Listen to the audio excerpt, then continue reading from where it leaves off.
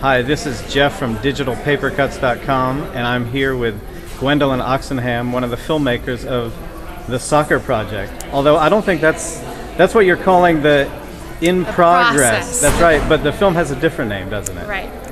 We call it Pelada, which is actually what they call it in Brazil. The literal meaning is naked, maybe because it's the most bare form of the game. So Pelada, it kind of captured the essence of what we were trying to do. So the soccer project is the process, and Pelada is what it's called.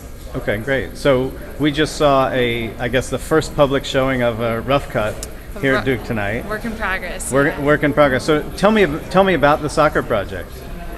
Well, it just started as one of those crazy whims that hurts you already because you know you'll never do it, but then you did do it, and Duke is a really special place where you can go into an office and be like, hey, we've got this idea, and we got a grant, and then once we're able to get initial funding, we wrote letters to everyone that we could think of and got it started, and then did South America first because it was the country we knew the best. Luke and I had both lived in Brazil.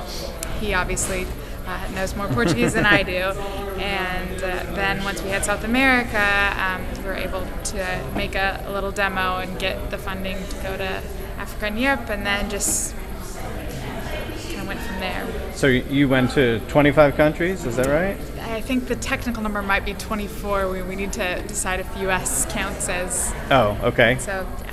Okay. And the project, basically the travel part of the project took how long? Was it?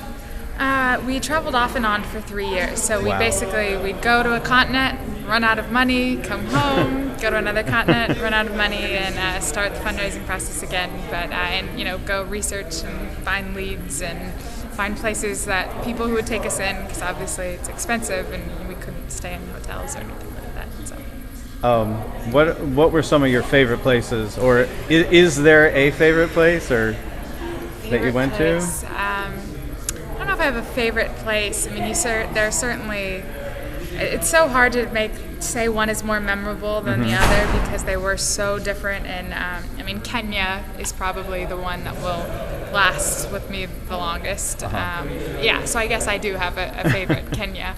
But every Uruguay was a really great country, even though it didn't really make it into a story form. But I loved the country, and the stories were just every place had something fantastic, and it kind of got better and better. We think, oh God, how are we going to find something as good the next country? And then we did. So.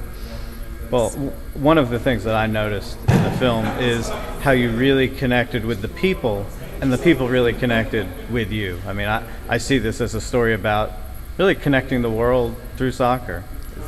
That's what we like to. We hope that that's what the movie does. I mean, if you say that out loud, it sounds a little bit too grand of a conjecture to make. But it's incredible that if you can kick a ball, you suddenly have this shared thing with someone else who could be very different from you, and then you end up friends by the end of the game, and that's what's so special about pickup. And it's everywhere. It's truly everywhere, no matter what street you turn down. So. And were there ever times? I know you went into some pretty sketchy neighborhoods. Were there ever any times you felt either uncomfortable or unsafe, or?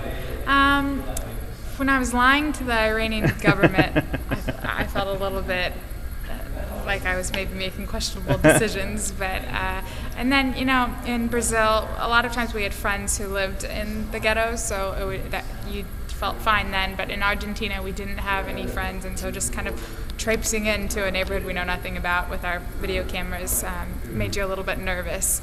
Especially when someone had their camera stolen and were hospitalized 3 days earlier. So they were kind of telling us that as we were walking in. But then they ended up being, certainly some of the most memorable, kind players I met in Vision 31.